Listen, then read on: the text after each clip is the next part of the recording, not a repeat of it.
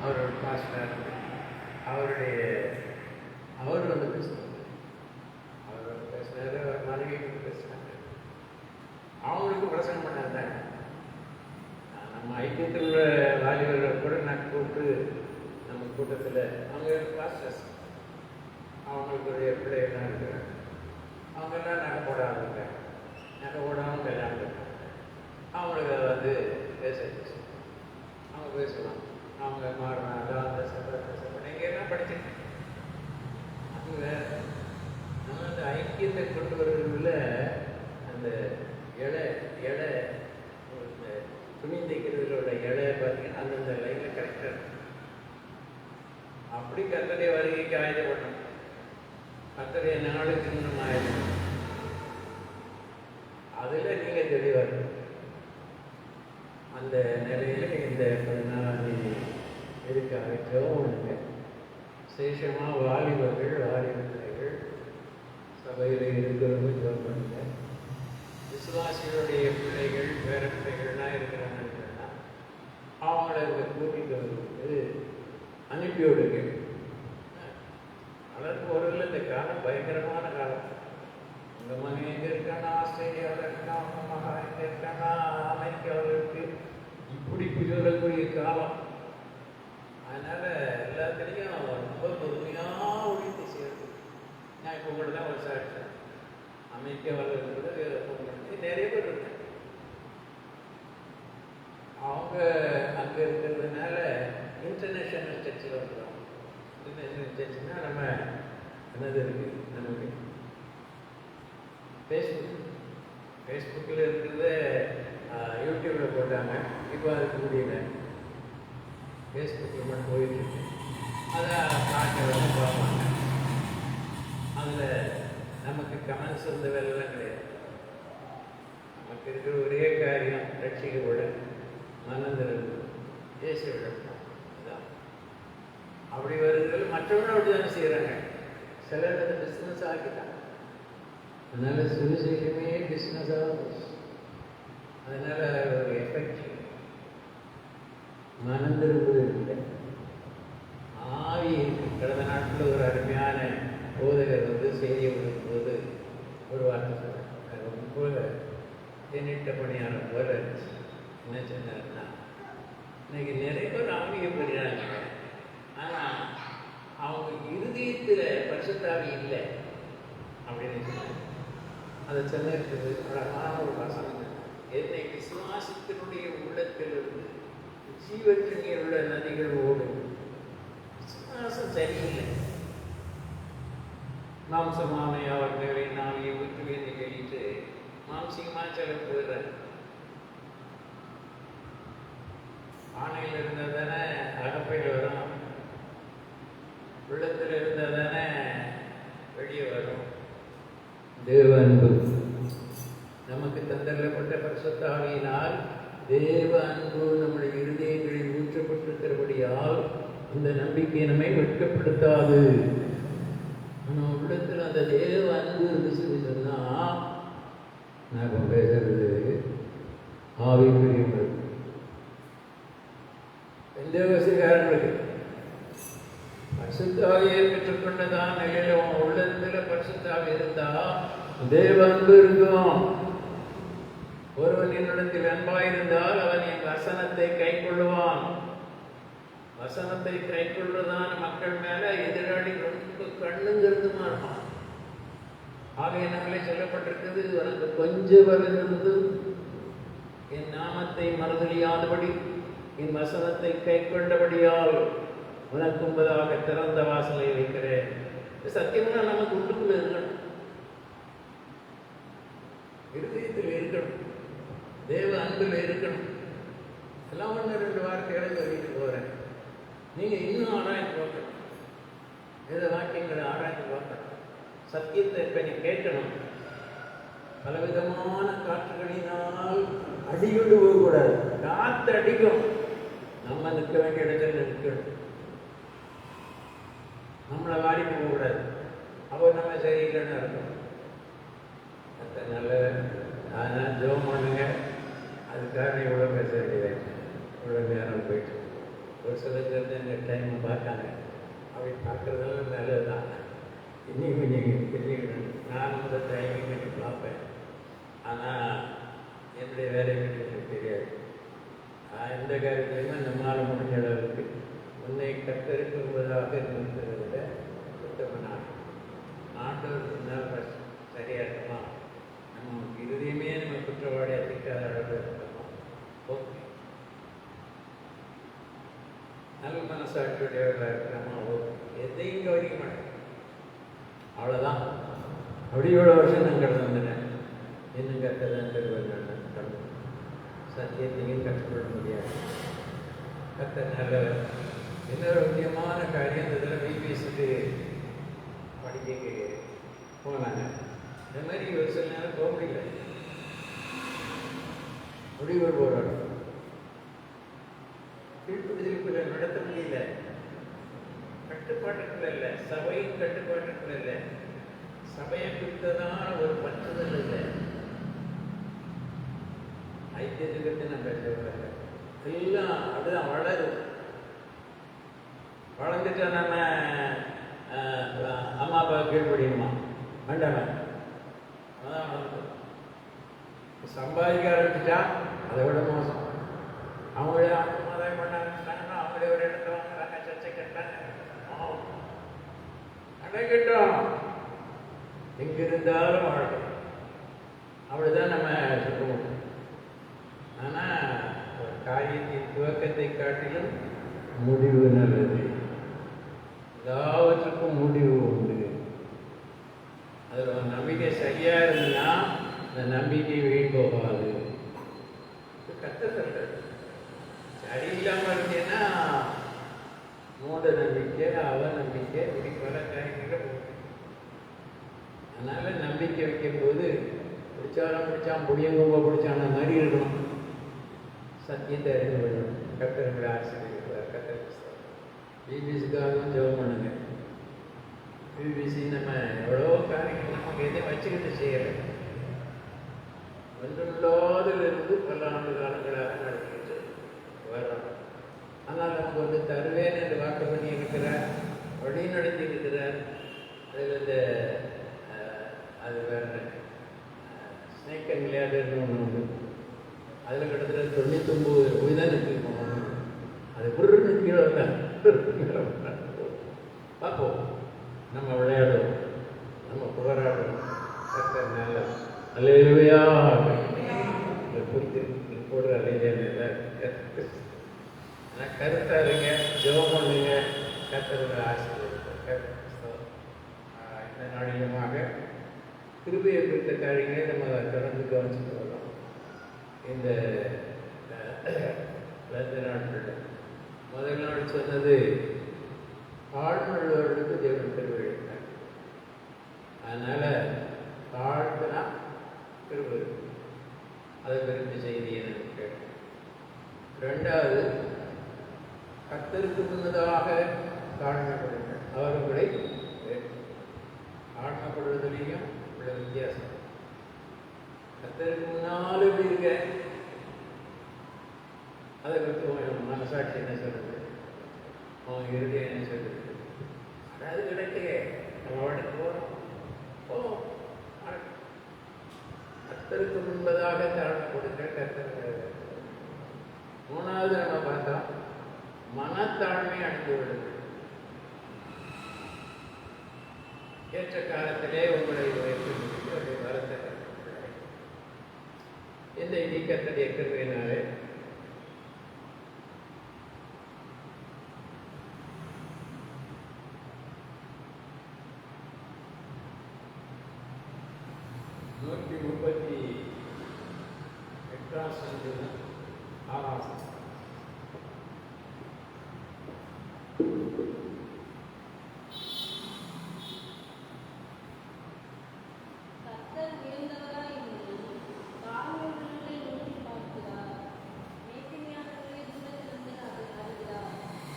கர்த்தர் உயர்ந்தவராயிருந்தும் தாழ்வுள்ளவர்களை நோக்கி அருமையான ரகசியம். கர்த்தர் உயர்ந்தவர்,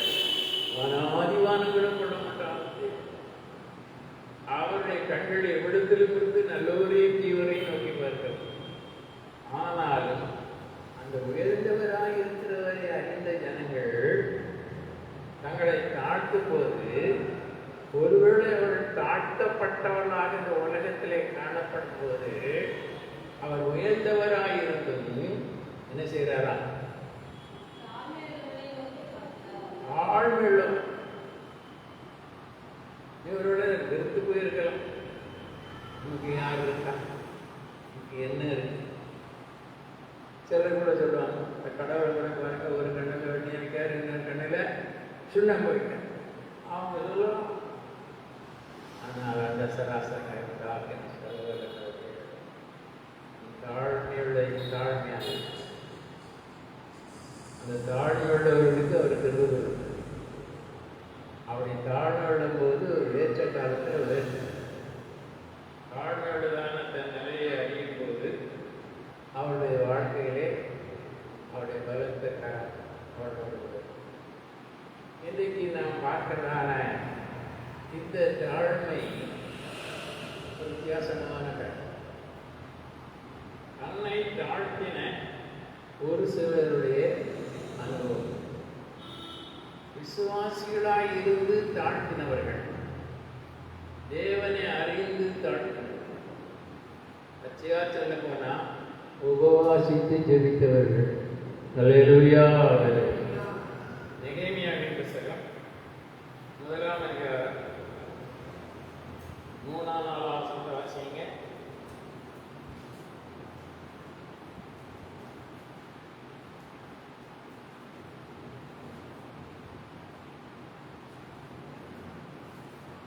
நெகேமியாவின் புத்தகம் 1ஆம் அதிகாரம் 3-4 வசனம். அதற்கு அவர்கள், சிறையின் கீழ் நீந்திருக்கிறவர்கள் அந்த தேசத்திலே மகா தீங்கையும் நிந்தையையும் அனுபவிக்கிறார்கள். எருசலேமின் அலங்காரம் இடிபட்டதும் அதை வாசல்கள் அக்கினியால் சுட்டரிக்கப்பட்டதுமாய் கிடக்கிறது என்றார்கள். இந்த வார்த்தைகளை கேட்டபோது நான் உட்கார்ந்து அழுது சில நாள் துக்கித்து உபவாசித்து மன்றாடி பரலோகத்தின் தேவனை நோக்கி.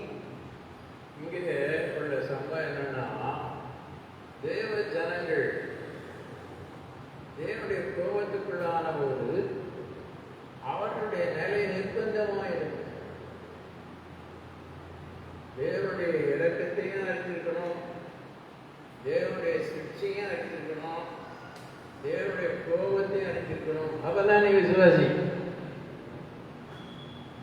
வீட்டில் உள்ளதான சாப்பாட்டில் நல்லா மனசுக்கு ஏற்ற சாப்பாடு இருக்கும், மனசுக்கு பிடிக்காத சாப்பாடு இருக்கும். 2 பேராக இருந்தாலும் சரி, 4 பேராக இருந்தாலும் சரி, ஒருத்தருக்கு பிடிக்கிறது இன்னொருக்கு பிடிக்காது. அப்படி இருக்கிறதுல நடத்துறவங்க என்ன செய்ய வேண்டியிருக்கும், கொஞ்சம் அட்ஜஸ்ட் பண்ணி தான் செய்ய வேண்டும். அந்த இதில் நாம் அட்ஜஸ்ட் பண்ணிப்போம். அப்போ அந்த அட்ஜஸ்ட் பண்ணுறதுக்கு நமக்கு அறிவு வேணும். தேவனை குறித்து அறிகிற அறிவு. தேவன் கூட சொல்லுகிறார், என் ஜனங்கள் அறிவில்லாமல் அழிந்து போகிறார்கள். தேவனை குறித்து அறிகிறதான அறிவை போல கிறிஸ்து இயேசுவை குறித்து அறிகிறதான அறிவு இருக்கிற வரைக்கும் தான் நாம் கனி கொடுக்க முடியும். கிறிஸ்து இயேசுவை குறித்து எல்லாம் இயேசு நேசிக்கிறார், நம்ம நேசிக்கிறார், வித்தியிலே போயிடுவாங்க. சிலர் சொல்லுவாங்க, கவனமாக இருக்குது, சிறுகுட்டமாக இருக்கும். அவர் நேசிக்கிறவர்கள் தான் கடித்து கொள்வார். செய்ய புரிஞ்சுக்குவா, புரிஞ்சுக்கம்மா. அவர் நேசிக்கிறவர்களோ அவர்கள் தான் சிக்ஷிப்பார், அடிக்க மாட்டார். இந்த மற்றவங்களுக்கு கூட சில நேரங்களில் ஒரு உணர்வு வெளியே போகும்போதே கால் தட்டுத, நீ போக வேண்டாம் அப்படின்னு இருக்குவாங்க. திட்டி ஏதாவது ஒன்று பண்ணுவாங்க. அந்த பள்ளி கூப்பிடுது, பள்ளி விழுந்துட்டு கொஞ்சம் தண்ணி வேண்டாம் விளாண்டுவாங்க. விசுவாசிகள் கண்டுகிறதே கிடையாது. கிருபை ஆகையனால கிருபையின் ஆவியை நிந்திக்கிறதுக்கு ரொம்ப இடம் கொடுக்குறாங்க. நல்ல கவனிச்சு பார்த்தீங்கன்னா தான் தெரியும். அவருடைய ரத்தத்தை தலையில் கால்களை போட்டு மதிக்குது.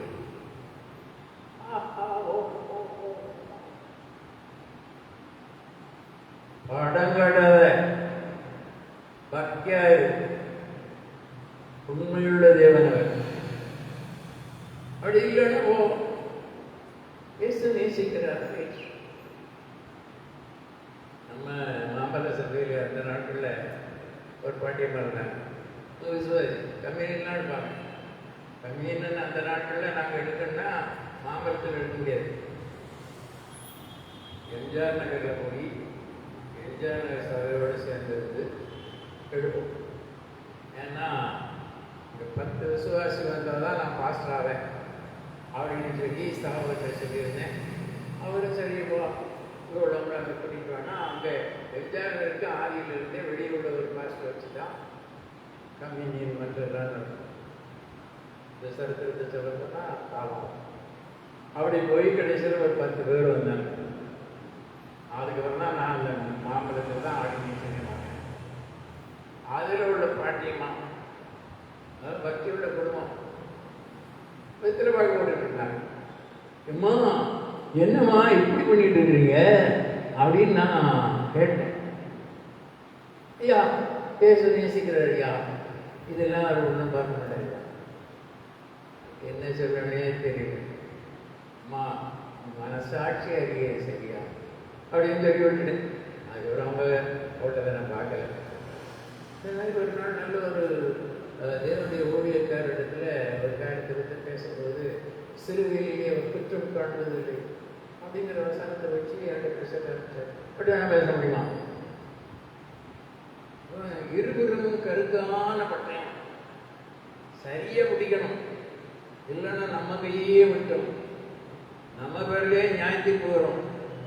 நமக்கு வேண்டிய இறக்கம் நினைச்சாது கிடைக்காது.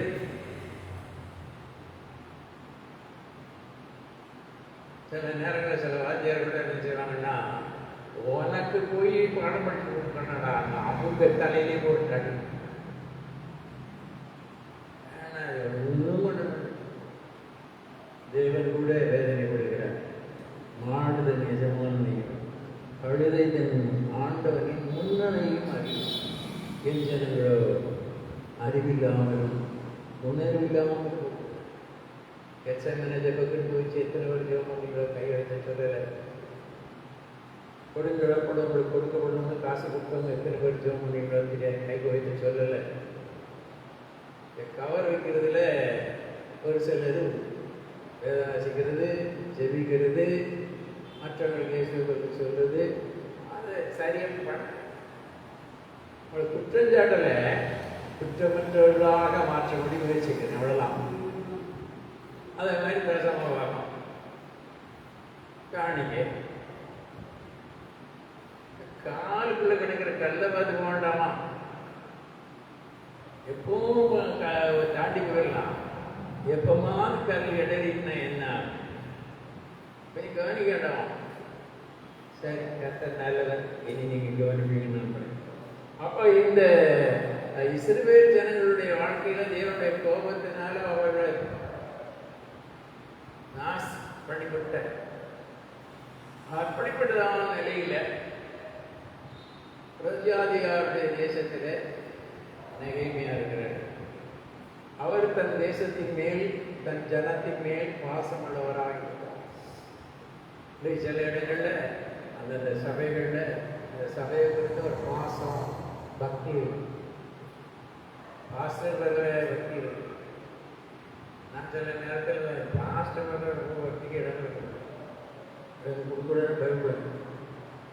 அதில் இன்னைக்கு கூட என் பர்த்டே அன்னைக்கு கேக் எடுத்து ஒவ்வொருத்தருக்கு கொடுத்தேன். அது மாதிரி அவங்களும் கொடுத்தாங்க. இதே மாதிரி ஒரு சம்பவம் ஒரு ஃபங்க்ஷனில் நடந்துச்சு. அப்படி கொடுத்ததை கார் டிரைவர் கூட்டிகிட்டு போனேன். அவர் தான் அவர் வந்து என்னை திருப்பி கூட்டிகிட்டு வர சொன்னார். ஓ நீங்கள் இப்படிலாம் செய்வீங்களோ அப்படின்னாரு. அதாவது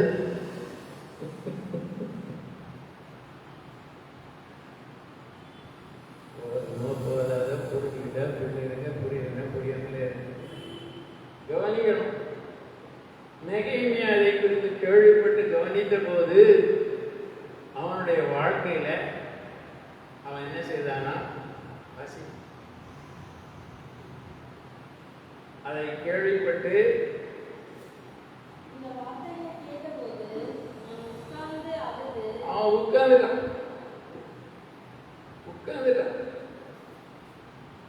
நம்ம சபையில் கூட ஒரு வெளிநாட்டில் இருந்த ஒரு தெரியும் ஃப்ராங்கும் அனிட்டும் 2 பேரும் வந்திருந்தாங்க. ஒரு முறை வரும்போது இந்த சிஸ்டர் கொஞ்சம் உடம்பு சரி தலைவலி, அதனால் அவங்க ஹோட்டலில் உட்காந்துட்டாங்க. அவர் போய் நான் கூட்டிட்டு அப்படி வந்துக்கிட்டு இருக்கும்போது திடீர்னு சொல்லி ஒரு இடத்துல இங்கே தான் இறங்கி நடக்கணும்னு சொல்லி இப்படி வரும்போது அப்படி உட்காந்துட்டாரு. உட்காந்துட்டு தலையில கையை வச்சுக்கிட்டு அவர் மனைவியை நினைச்சு ஆள்றாள். ஐயோ என் மனைவி எப்படி இருக்கா, ஹவு இஸ் மை ஒய்ஃப் அப்படின்னு ஆள்றாள். எனக்கு என்ன வேணும்னே தெரியல.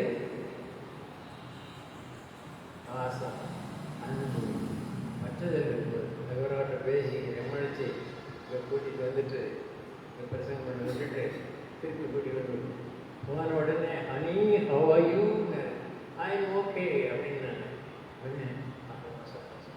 எனக்கும் சந்தோஷம். எவ்வளோ கஷ்டம் இருக்குன்னு பாருங்க வாழ்க்கை. நெகேமியாவுக்கு இதை கேட்ட உடனே அவன் உட்கார்ந்துட்டான். உட்கார்ந்து அழுதுட்டான். ஐயோ இப்படியா என் ஜனம், தேவ ஜனம். உட்கார்ந்து அழுது கொஞ்ச நாள் அவன் ஒரே துக்கம். முகமே நல்ல சாப்பிடாம இருந்தான்னு தெரியாது. ஒருவேளை தன்னுடைய வாழ்க்கையில தான் விரும்புகிறதை சாப்பிடாம இருந்தான்னு தெரியாது. சில நாளாக துக்கிட்டு அதுக்கப்புறம் தான் உபவாசம் போடுற. சாப்பிடாம இருக்கிறது வேற, வேறதான் இருக்கிறது வேற. உபவாசிக்கிறது தேவனுக்கு அடுத்த நிலையில இருக்கிறது. அதை குறித்து நான் உங்களுக்கு தருகிறேன். என்ன சொல்றேன்னு நேரம் அதை குறித்து கடந்த நாட்களில் ஒருவரோடு நான் கேட்டபோது அவங்க இந்த செய்தியை நான் உட்கார்ந்து உண்மையானபடி சரியாக வாசிக்கிறேன். மொபைலில் இருக்கோன்னு அவ்வளவு தூரம் இந்த உபவாசத்தில் தேவனை தேடுகிற காரியங்களை எல்லாத்தையும் எங்கே விடணும்? மனசில் விடணும், இருதயத்தில் விடணும். அப்பதான் யாராவது ஒருத்தர் வந்து நம்ம மனசை கொஞ்சம் கிட்டுவாங்க. ஏக்கா என் அண்ணன் இவங்களுக்கு தெரியாதா அப்படிம்பாங்க. நீங்க கொஞ்சம் வாய விட்டீங்க. எனக்கு தெரிஞ்ச ஒரு பாஸ்டர் இருக்காரு. அவரு கிட்ட ஒரு கேட்டேன், என்ன தம்பி என்ன தம்பின்னு தான் போடுறேன். அவர் சொன்ன அப்படின்னோடனே என்ன உபவாசம், என்ன உபவாசம், என்ன ஒவ்வொருத்தர் ஒவ்வொரு உபவாசம். உலகத்திலையும் சொல்றாங்க அந்த காரியம். மௌன விரதமாக எவ்வாறு பேசாம மௌனமா இருந்து வேதத்தை வாசிப்பேன், ஜெபிப்பேன், யாருக்கிட்ட வரப்பாங்க 3 நாள் அப்படின்னு. அப்படி இருந்தால் நல்லா இருக்குண்ணே. சில காரியம் சக்ஸஸ் ஆகுது. தனிப்பட்ட முறையில் தேவனோடு கூட இருக்க முடியாது. எல்லாத்தையும் ஓடிக்கணும். சிலது ஓடி வரும், அதை பக்கத்தில் விடக்கூடாது. மற்றவங்களாம் சொல்லுவாங்க உபவாசம் இருந்தா இல்லை மீன் குழம்பு வாசனை வரும். ஆனால் அந்த வாசனையா இருக்கனையா இதெல்லாம் இல்லை. காட்டுக்கு போயிடணும், தனியா போயிடணும். அந்த நேரம் தலைச்சுத்தம். சில நேரங்களில் உங்களுக்கு அந்த வாழமா போச்சு அப்படின்னு வரும். போட்டோம் போனால் எங்கே போகிறீங்க? நான் கடினமாக பேசணும். மேலே மனுஷனுடைய தாழ இறங்கும் மிருகத்தினுடைய நீ கிளம்ப மாட்டீங்க. நிறைய நடந்திருக்கு. கர்த்தர் நெகேமியா இவ்வளவு காரியம் இந்த பற்றுதல் அன்பு இருந்ததுனால அவர் என்ன செய்தார்? உபவாசித்து அதை காட்டினார். கர்த்தர் உயர்ந்தவராயிருந்தும் தாழ்மை உள்ளவர்களை நோக்கி பார்க்கிறார். அதுக்கப்புறம் நீங்க தொடர்ந்து பார்த்தீங்கன்னா நெகேமியாவை கர்த்தர் நடத்தினார் அப்படின்னு நீங்க பார்க்கணும். 2வது எஸ்தரின் புத்தகம் 4ஆம் அதிகாரம் 16ஆம் வசனம்.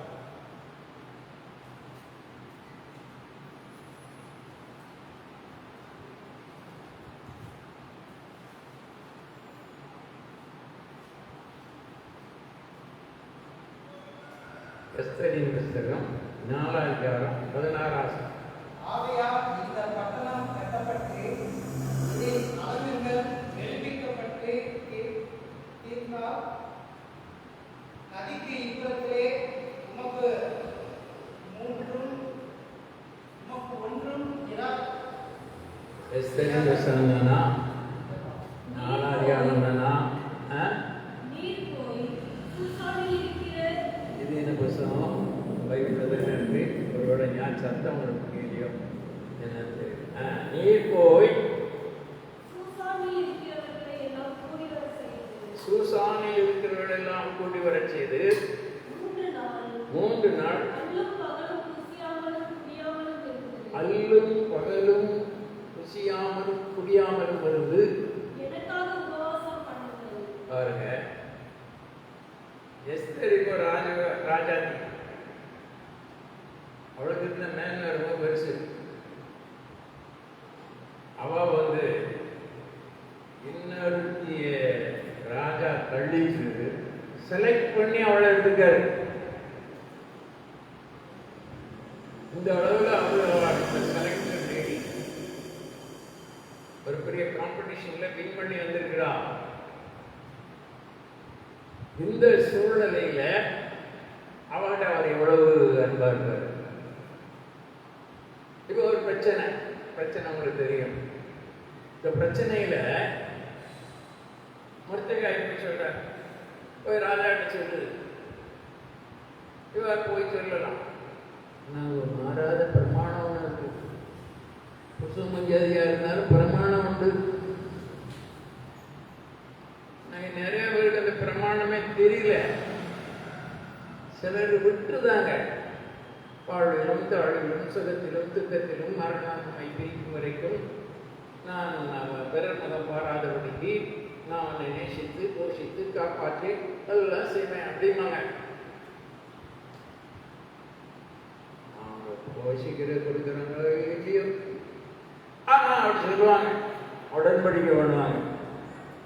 அந்த அம்மா பண்ணுவாங்க, வாழ்விலும் தாழ்விலும் சுகத்திலும் துக்கத்திலும் மரணம் நம்மை பிரிக்காதிருக்கும் வரைக்கும் நான் உனக்கு கீழ்ப்படிந்து இருப்பேன், பணிவிடை செய்வேன் அப்படின்னு.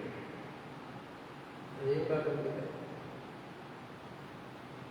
இதன் கீழ்ப்படிய மாட்டேங்க, அவரை நேசிக்க மாட்டேங்க.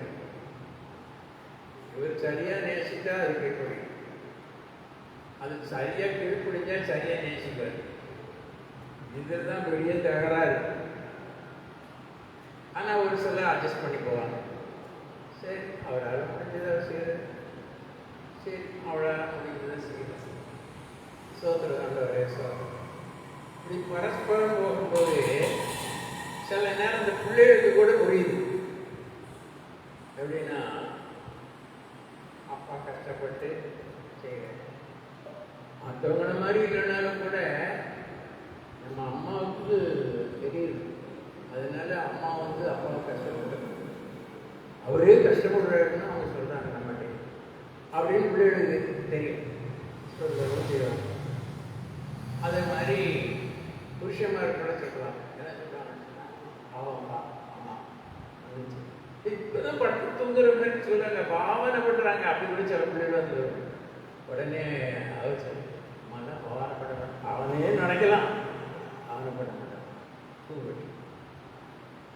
இது பிள்ளைகளுக்குள்ளாக ஒரு வித்தியாசமான ஒரு காரியத்தை வந்தார். கணவன் மனைவி ஒரே ஆவியினால் நினைக்கப்படும், ஒரே சரீரமாய் இருக்கிறார். ஏக சிந்தனையும் யோசனை உடையவனாய் அனன்யா சபீராளா இருந்தவங்க கூட எப்படி இருந்தாங்க. மாசமானவங்களை சத்தம் ஒரு சத்தம்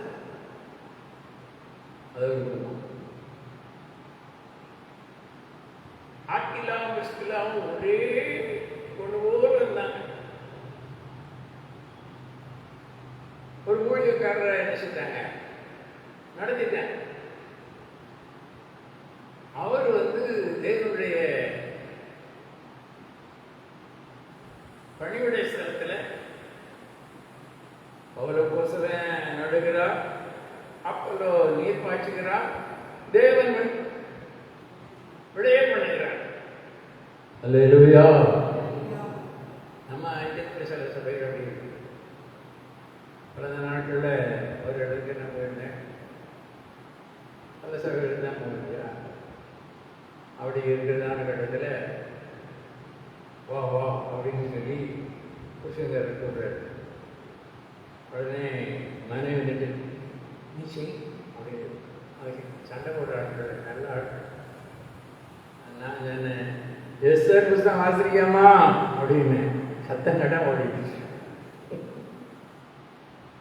புரியல நினைக்கிறேன், புரியலன்னா நான் நிச்சயம் படிங்க. எஸ் சார் புஸ்தகம் படிக்கணும்.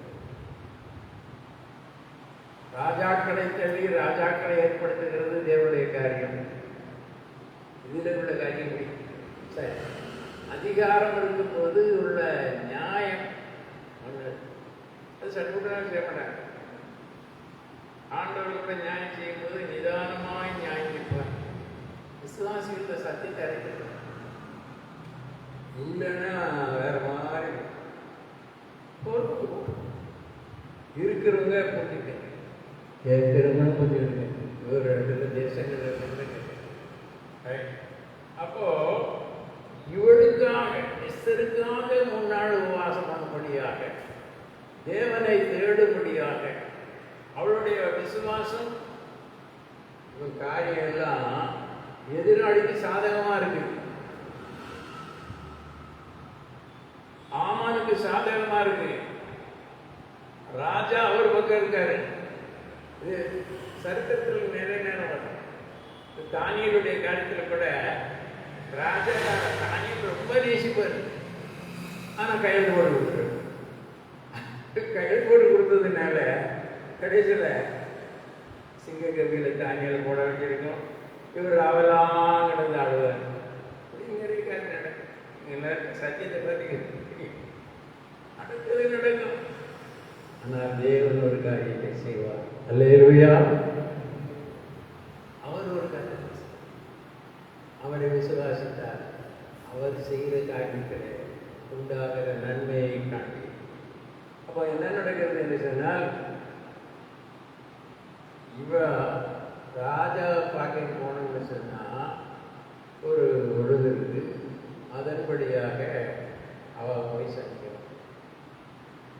அந்த ஒழுங்கின்படியாக ராஜா தன் கையில் இருக்கிறதாக போல இருக்கணும். உள்ள வரலாம். இதுக்காக தேவனுடைய ஒத்தாசை வேணும்.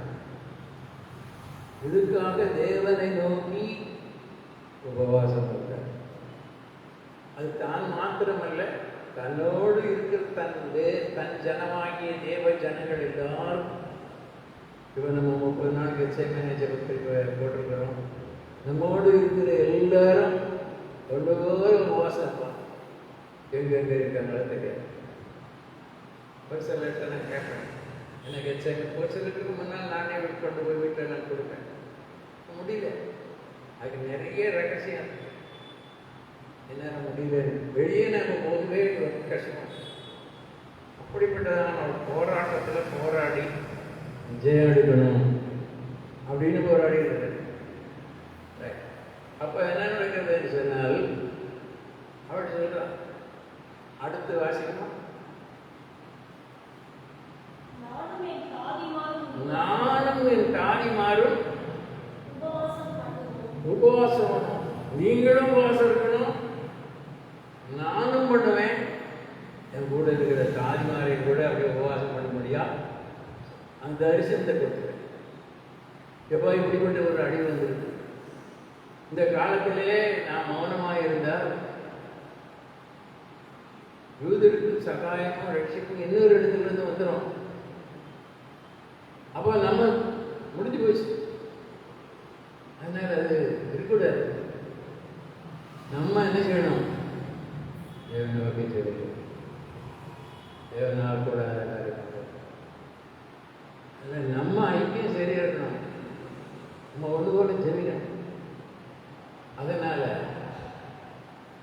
நீங்கள் ஜெபம் பண்ணுங்க, உபவாசப்படுத்தி ஜெபம் பண்ணுங்க, 3 நாள் ஜெபம் பண்ணுங்க. நான் உபவாசத்துக்கு ஜெபம் பண்ணுவேன். என்னுடைய தாதி மாறியும் சேர்த்து உபவாசிக்க முடியாது செய்வேன். அப்படியே உபவாசித்து ஜெபித்தால் கர்த்தர் காரியத்தை வாய்க்கப்படுத்துவார். அல்லேலூயா. ஒரு வருஷம் சேர்த்து படிப்போம். ரோமர் 12ஆம் அதிகாரம் 16ஆம்.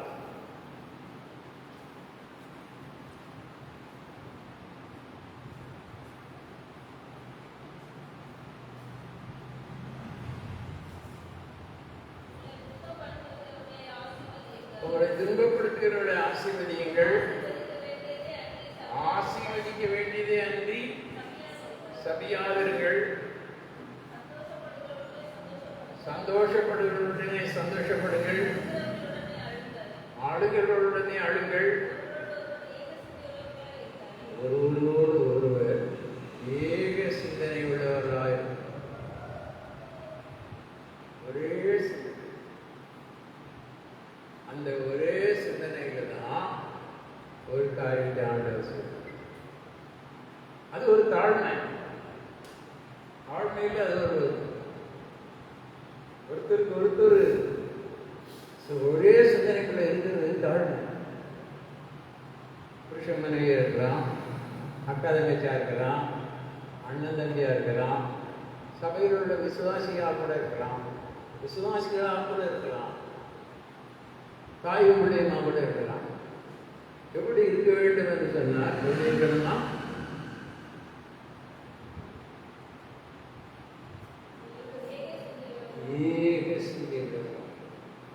தேவனுக்கு ஒரு பேர் உண்டு, ஏக சக்கராதிபதி. அல்லேலூயா. அவரு நமக்கு உதவி செய்கிறார். நிலையில உயர்ந்தவராய் உபவாச ஜெபம் உண்டா? உபவாசிக்க வேண்டிய காரியங்கள் உண்டா? அந்த காரியங்களை உபவாசித்து நான் ஜெபம் பண்ணி அதை நான் தேவனிடத்திலிருந்து பெற்றுக்கொள்ளுங்கிறது நியாயம் இருக்கா? செய்து பாருங்க. உயர்ந்தவராக தாழ்வுள்ளவர் நோக்கி பார்க்கிறார். கர்த்தரோட சோதரம் பண்ணுவோம். ஆமாம். தாழ்மை உள்ளவரிடம் தங்கிடுவே தீருவை. தாழ்மை உள்ளவரிடம் தங்கிடுவே தீருவை.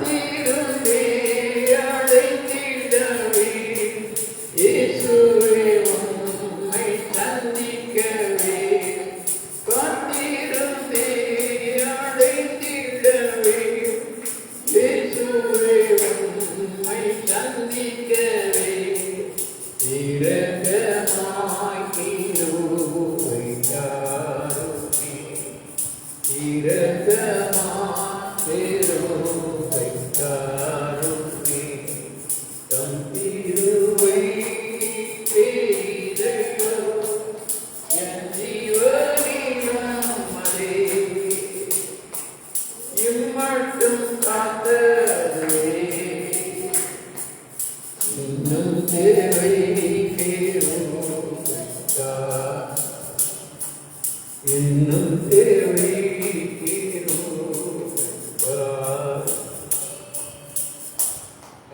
கர்த்தாவே நீர் உயர்ந்தவராக ஆளுநரோடு